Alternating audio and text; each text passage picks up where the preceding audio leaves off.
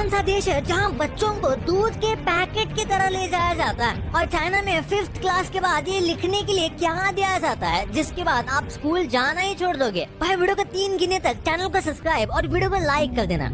1, 2 और 3 कर दिया तो स्टार्ट करते हैं। नंबर 1, फ्रांस एक ऐसा देश है जहाँ सेक्युलरिज्म बहुत ज्यादा है, क्योंकि वहाँ पर पब्लिकली किसी भी रिलीजन को फॉलो नहीं कर सकते। इसी तरह आप वहाँ स्कूल्स में भी स्कार्फ, टर्बन्स और क्रॉस जैसी चीज नहीं पहन सकते, जो इस देश की सेक्युलरिज्म को दिखाता है। नंबर 2, आपने इंडिया में बाइंडर्स यानी ये चीज ज्यादातर सिर्फ फाइल्स पर ही देखे होंगे, जिन्हें लगाकर हम फाइल्स को अच्छे से मैनेज कर पाते हैं। लेकिन यूएसए में तो इसे स्कूल के बुक्स में भी यूज किया करते हैं। वहीं पर इंडिया में बाइंडिंग पिन्स काफी ज्यादा होती है, लेकिन कनाडा में मोस्टली 3 पिन वाली स्टाइल यूज किए जाते हैं। नंबर 3, इंडिया में मोस्टली जो आपने शार्पनर देखे होंगे वो काफी वाइब्रेंट और कलरफुल होते हैं। लेकिन क्या आप जानते हो जर्मनी की एक कंपनी अपने शार्पनर बनाने के लिए जानी जाती है, जिसका नाम है मोबियस प्लस टूपोर्ट, जिनके शार्पनर सॉलिड ब्रास के बने होते हैं, जिनके टूटने के चांसेस तो आप भूल ही जाओ। इतना ही नहीं, इन्हें दुनिया के सबसे फाइनेस्ट शार्पनर्स में से एक भी कहा जाता है। नंबर 4, हमारे टाइम पर ज्योमेट्री बॉक्स बहुत सिंपल और एक ही तरह के होते थे, जो हर कोई बच्चा वही यूज करता था, जिसमें वो कंपास और बाकी ज्योमेट्री की चीजें होती थी, जिसमें हम अपना पेंसिल शार्पनर डालकर उसे ही कैरी बॉक्स की तरह यूज कर लेते थे। लेकिन आप जर्मनी के बॉक्सेस में देखोगे तो आपको शर्म आ जाएगी, क्योंकि ये दिखने में इतने ज्यादा कूल लगते हैं, क्योंकि ये लोहे से नहीं बना है, बल्कि इसे पूरी तरह से लकड़ी से बनाया गया है, जिसकी शाइनिंग बताते हैं कि ये महंगा ही होगा ऑब्वियसली। Number 5, school bags. पुराने टाइम में इंडिया में बैग्स का कोई सिस्टम नहीं था, क्योंकि मोस्टली बच्चे सिर्फ एक तख्ती टांग कर ले जाया करते थे। आपके पेरेंट्स को ये पता होगा। उसके बाद आई बैग्स की बारी, जिसने बच्चों की दुनिया में कलर्स भर दिए। जिसमें सबसे पहले आए थे वो चटकनी वाले वाइड बैग। उसके बाद ये बैग स्टाइल आप सब जानते ही हो, लेकिन जापान का स्टाइल शुरू से ही बहुत सिंपल था। जापान के स्टूडेंट्स रैंडो सेरो नाम का एक बैग इस्तेमाल करते हैं, जो बहुत मजबूत लेदर के बैग्स होते हैं, जिनका फटना तो बहुत मुश्किल था। वैसे शुक्र है इंडिया में ऐसा कोई बैग नहीं है, वरना हर साल हमें नए बैग नहीं मिलते, वो भी अपने पसंद के। वही कोरिया में इंडिया की तरह कलरफुल और लाइट वेट बैग्स होते हैं। नंबर 6, इंडियन बच्चों का वेपन 5th क्लास तक मेजरली पेंसिल ही होता है, लेकिन बहुत टाइप्स के पेंसिल आते हैं, जैसे राउंड, ट्रायंगल और बहुत सारे। लेकिन 5th क्लास के बाद बच्चों को पेन दे दिया जाता है। देखकर शुरू में तो हम बहुत खुश होते हैं, क्योंकि बचपन से बहुत शौक होता है पेन से लिखने का। लेकिन पेन से लिखने का मतलब है हम अपनी गलतियों को अब मिटा नहीं सकते। अब हर स्कूल में इसी तरह पेन यूज किया जाता है, लेकिन जर्मनी के स्कूल में बच्चे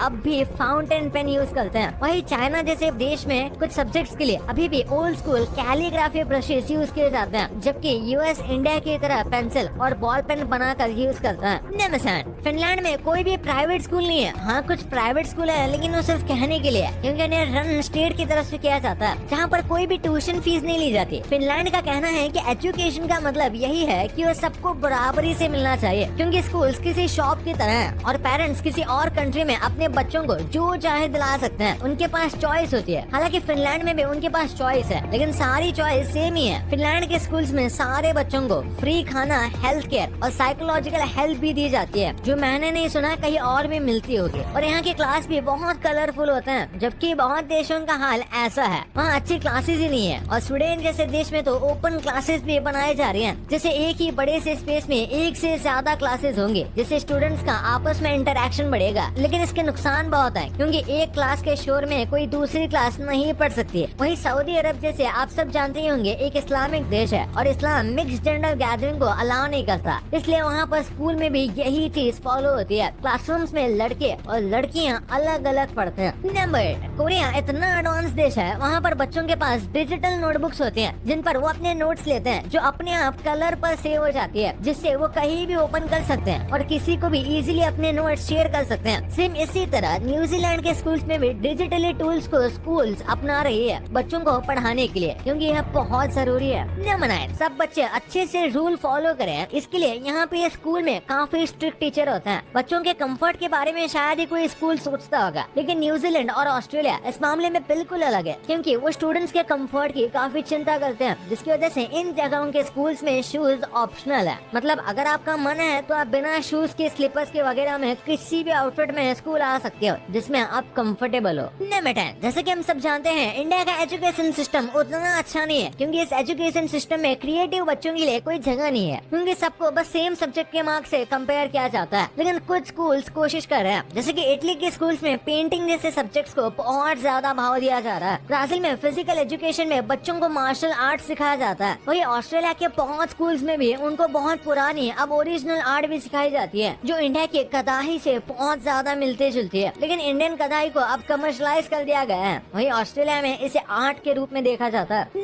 शायद आपका इस वाले पॉइंट में काफी सालों का डाउट क्लियर होने वाला है कि दूसरे देशों के स्कूल्स में स्कूल का टाइमिंग क्या होता है। तो ब्राजील में स्कूल सुबह 7 बजे से लेकर 12 बजे तक होता है, जिसके बाद बच्चों को लंच के लिए घर भेज दिया जाता है। फ्रांस में स्कूल को 8:30 बजे से 4:30 बजे तक चलाया जाता है, लेकिन इसके अंदर बच्चों को 2 घंटे का बड़ा लंच भी मिलता है। ऐसे ब्रिटिश स्कूल्स में 9 से 3:30 तक रन किया जाता है। बात करें साउथ कोरिया के, तो मामला काफी मेहनत भरा है, क्योंकि साउथ कोरिया के स्टूडेंट्स जो सेकेंडरी स्कूल्स में पढ़ते हैं वो लगभग 14 से 16 घंटे तक अपनी डेस्क पर ही रहते हैं, जो इंटरनेशनल स्टैंडर्ड्स के हिसाब से बहुत ज्यादा है। लेकिन पिछले कुछ सालों से बच्चे डिनर के लिए घर जाते हैं, जिसके बाद स्टूडेंट्स दोबारा फिर प्राइवेट स्कूल्स यानी ट्यूशन टाइप स्कूल्स में जाते हैं, ताकि मेन स्कूल में जो पढ़ा है उसे रिवाइज करने के लिए। उसके बाद भी उन्हें कुछ टाइम होमवर्क भी करना पड़ता है। इसलिए साउथ कोरिया के स्टूडेंट्स इंटरनेशनली सबसे सक्सेसफुल बच्चों में से एक है, लेकिन इसके लिए वो सबसे ज्यादा मेहनत भी करते हैं। वैसे आपके लिए कुछ बोनस पॉइंट्स। बात करते हैं बाहर के देशों के क्लासरूम्स की। आपने देखा होगा इंडिया में क्लासेस छोटे बड़े होते हैं। कोई स्कूल्स में आप जाओगे तो वहाँ बहुत बड़े क्लासेस होंगे, तो कोई स्कूल्स में बहुत छोटे छोटे क्लासेस होंगे, और ये अलग अलग स्कूल्स पे अलग अलग डिपेंड करता है। लेकिन बाहर के देशों में ऐसा बिल्कुल नहीं है। जैसे जापान को ही ले लो, जापान में क्लासेस छोटे छोटे होते हैं और इनका एक एवरेज साइज भी होता है। और आपने देखा होगा कुछ एनिमेज में, जैसे कि निंजा हथौड़ी और डोरेमोन में, कि क्लासेस का साइज एक टाइप का ही होता है, कोई ज्यादा बड़ा छोटा नहीं होता। तो वही जापान में ऐसे क्लासेस बनाए जाते हैं जहाँ पे